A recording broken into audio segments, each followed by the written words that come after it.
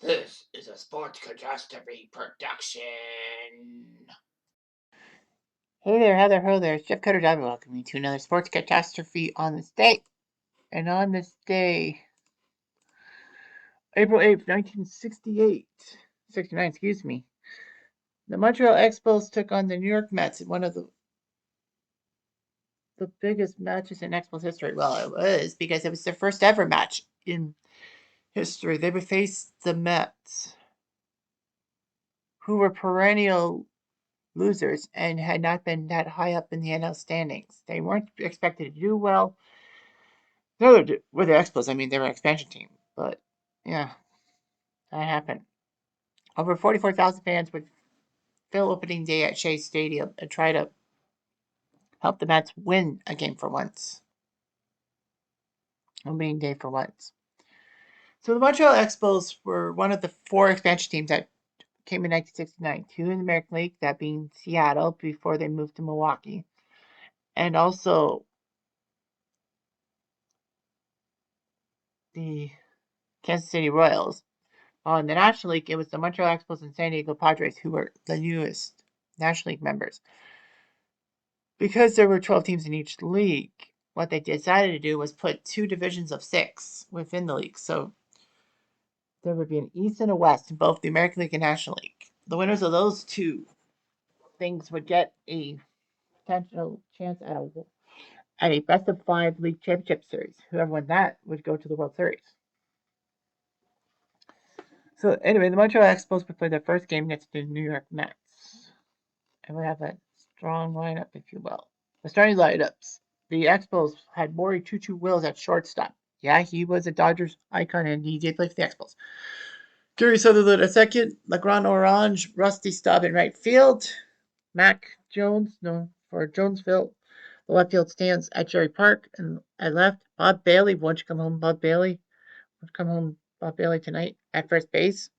John Bateman catching. Coco LeBoy at third. Don Hahn, number 1, at center field. And Mudcut Grant, the former Twins iconic pitcher, would be the first starter in Expos history. The Mets brought Tommy Agee to center field, Rod Gasper to right field, Ken Boswell at second, Cleon Jones left field, Ed Charles at third, Ed Kranepool at first.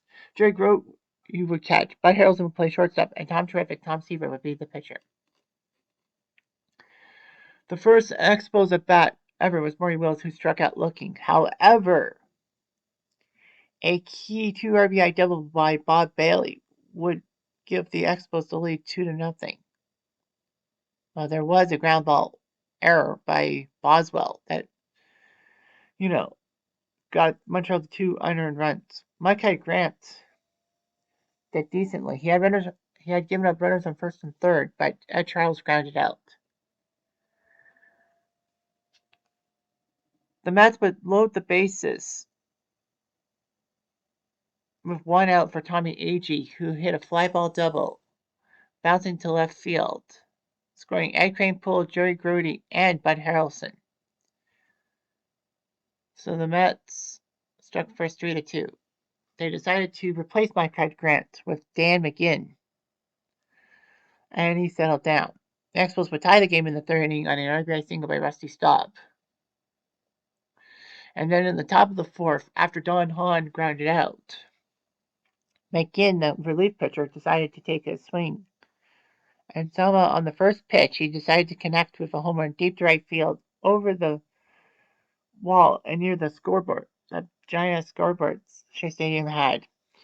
And McGinn had just given the Expos a 4-3 lead.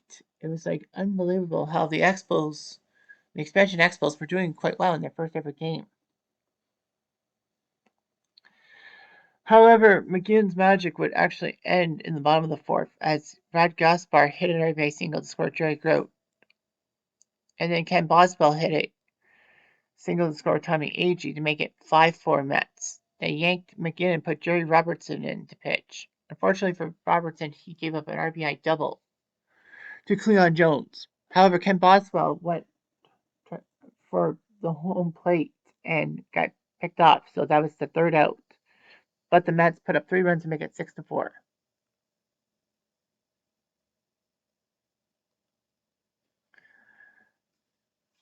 So anyway, the Mets decided to put a guy replace Tom Seaver, who went 5 innings. The Mets were up 6-4, meaning that if the Mets won the game, then Seaver would get the 5 innings possible to win.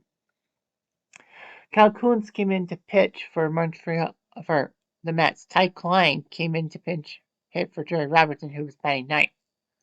Klein drew a walk,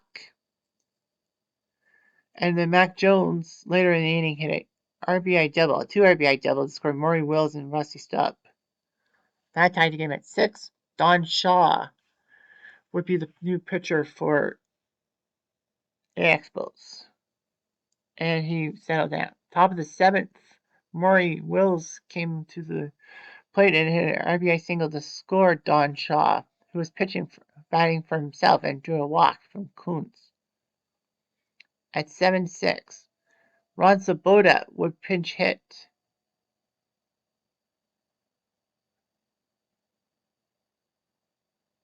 for Bud Harrelson, whereas Al Weiss would pinch run for Ed Kranepool. But Swoboda hit into a double play.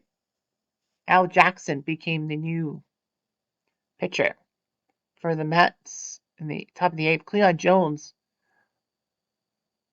would play first base for the would be moved from left field to first for the Mets. Al Weiss would be the shortstop, and Ron Swoboda would play left field. However, Rusty Stubb hit a deep ball to right center field off of Jackson to make it 8-6.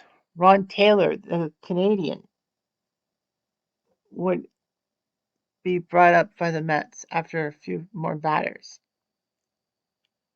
And Amos Otis would play left field for the Mets. People forgot that Amos Otis was a Mets prospect, and then they traded him to Kansas City for the one Joe Foy, which didn't really work out that well. And Amos Otis became a hero in Kansas City. Coco LeBoy came up and on an 0-2 count hit a deep ball to left field gone, scoring him, Bailey, and Bateman, meaning that the Expos were up 11-6 after 7.5. Ty Klein would move to left field. Don Bosch would play center field for the Expos. After a 1-2-3 inning in the ninth, bottom of the ninth, Shaw had a chance to win the game to save the day. And with 2 outs, Jerry Grody hit a RBI single to score Cleon Jones to make it 11-7. Steffi Dyer would come in to pinch hit, and on a 1-1 pitch, hit a deep ball to left field, scoring him, Ed Charles, and Jerry Grote. So Dyer had made it 11-10. Carlson Barra was in to stop the bleeding. Amos Otis singled. Tommy Agee walked.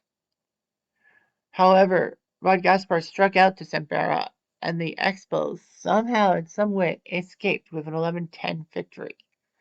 It was just unbelievable how the Expos in their first game would put up points against the Mets and win 11-10. As for the other expansion teams, the Pilots of Seattle did go to California and beat the Angels 4-3. The Kansas City Royals hosted Minnesota, beat them in 12. San Diego hosted Houston and beat them 2-1. So happy times for the expansion teams, as all 4 expansion teams of 69 won on that day, April 8th, 1969. It was just unbelievable. The Expos, did go on to only win 52 games that year, but still, it was magical how they won on opening day in front of so many fans. And then, they won their home opener 6 days later in another video I covered on this channel.